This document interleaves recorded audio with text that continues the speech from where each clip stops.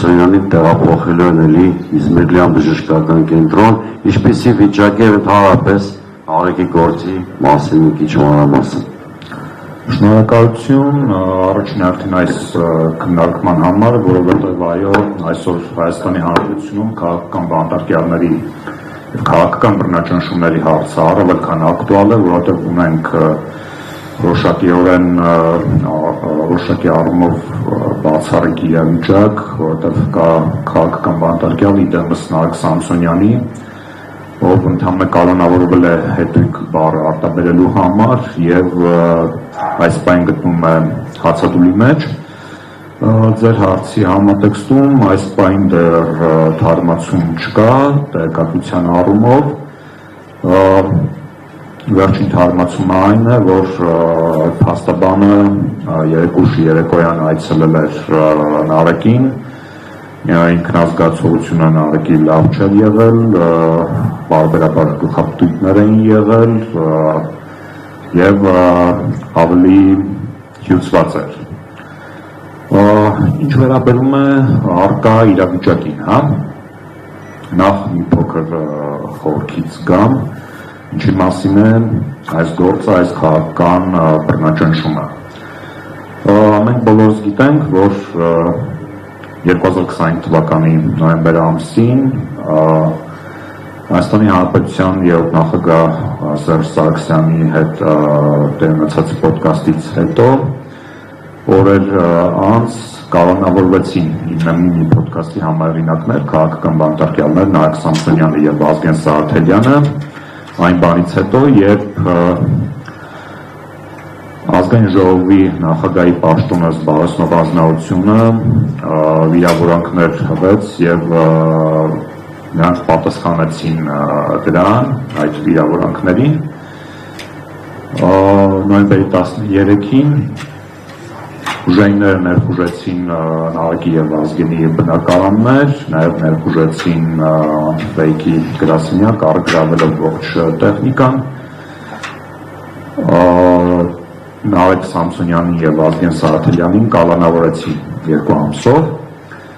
Հունվարի 9-ին նրանց կալանքը երկարացվեց ապօրինաբար 3 ամսով եւ հենց դատարանի դահլիճում Նարեկ Սամսոնյանը հայտարարեց անժամկետ հացադուլ։ Պայքարի լիովին օրինական, սակայն այո ծայրահեղ միջոց, որպեսզի իր ձայնը բարձրացնի իր հանդեպ ունեցող հայտարարակ ապօրինության համատեքստում, որովհետև նա ընդհանրապես կանոնավորվել է, ինչպես նշեցի, հետույք բառը արտաբերելու համար։ Այս ընթացքում մենք անտիֆեյքի թիմով բազմաթիվ բողոքի ակցիաներ իրականացրեցինք, հատկապես միջազգային կառույցների շենքերի առջև, որովհետև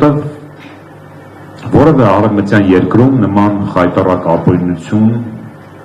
չէր լինի մարդուն կանոնավորեն խոսքի համար, այն էլ ընդհանրապես հետույք բառը արտաբերելու համար։ Այսօր հացադուլի 15-րդ օրն է եւ պետք է փաստել, որ Նարեկ Սամսոնյանի առողջությունը օրեցօր հյուծվում է, որովհետեւ մենք բոլորս գիտենք, թե հացադուլը ինչ բան է, ինչպիսի հետևանքներ կարող է ունենալ քաղաքական բանտարկյալի, ով ընտրել է պայքարի այդ մեթոդաբանությունը կամ պայքարի այդ ձևը նրա առողջության վրա։ Եվ ավելին, այս հացադուլի ընթացքում մենք տեղեկացանք, որ նրան տեղափոխել էին բաժախուց, իսկ փաստացի փոխանակ ապահովեն հացադուլավորի համար անհրաժեշտ այդ պայմանները քրեակատարողական հիմնարկում ոչ միայն չեն ապահովել, այլև ըստ էության տարել են հակառակը տարել են բաժախուց եւ դա պետք է նշել, որ փաստացի խոշտանգման եղանակ է։ Ինչ վերաբերում է 3 տեղի ունեցածին, ապա պետք է նշել, որ Նարեկ Սամսոնյանը տեղափոխվեց բժշկական հաստատություն,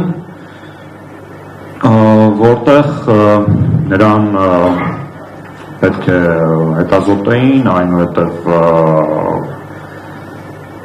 այդ անհրաժեշտ վերականգնողական փուլը անցներ վիրահատությունը իրականացնելու համատեքստում, սակայն այդ քրեակատարական հիմնարկի ՊՕԱԿ-ը որոշեց, որ նրան պետք է հետ ուղարկել կալանավայր։ Եվ հետևաբար հացադուլը շարունակվում է, քանի դեռ չի իրականացվել այն պահանջը, որ կալանավորը ինքն է ընտրում այն բուժ հաստատությունը, որտեղ ցանկանում է անցնել իր վերականգնողական փուլը, իր առողջության հետ կապված հարցերի բոլոր լուծման համատեքստում։ Եվ պետք է փաստել, որ Հայաստանի գործող վարչախումբը սրանով արհեստական, այսպես ասած, խոչընդոտներ է փորձում ստեղծել այս համատեքստում եւ սա պարզապես այդ քինախնդիր մոտեցման հետևանքներից մեկն է եւ բռնաճնշումները Նահագ Սամսոնյանի նկատմամբ շարունակվում են։ Այս պահին դեռ նոր տեղեկատվություն չկա եւ վստահաբար նոր տեղեկատվության լինելիության պարագայում կամ թարմացման պարագայում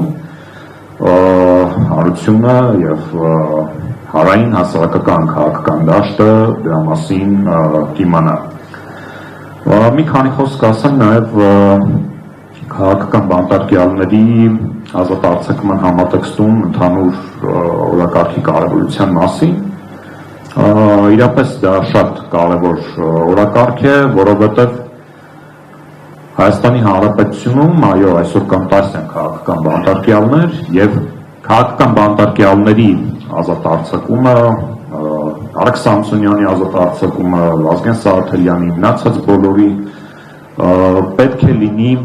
առաջնային օրակարգ բոլոր հասարակական ընդդիմադիր քաղաքական հասարակական շերտերի համար, որովհետև հնարավոր չեն ժողովրդավարական ընտրություններ, եթե երկրում կան քաղաքական բանտարկյալներ։ Սա աքսիոմ է, որը որ պետք է հաշվի առնեն բոլոր հասարակական քաղաքական ընդդիմադիր շերտերի ներկայացուցիչները, ովքեր որ պայքարում են այս իշխանությունների դեմ։ Շնորհակալություն։ Շնորհակալություն, հարգելի տիկնայք եւ պարոնայք, մենք մոտեցանք մեր եզրափակիչ մասին։ Ես կխնդրեմ, որ մեր բանախոսներից յուրաքանչյուրը ամփոփիչ շատ կարճ խոսք ասի, հատկապես այն համատեքստում լավ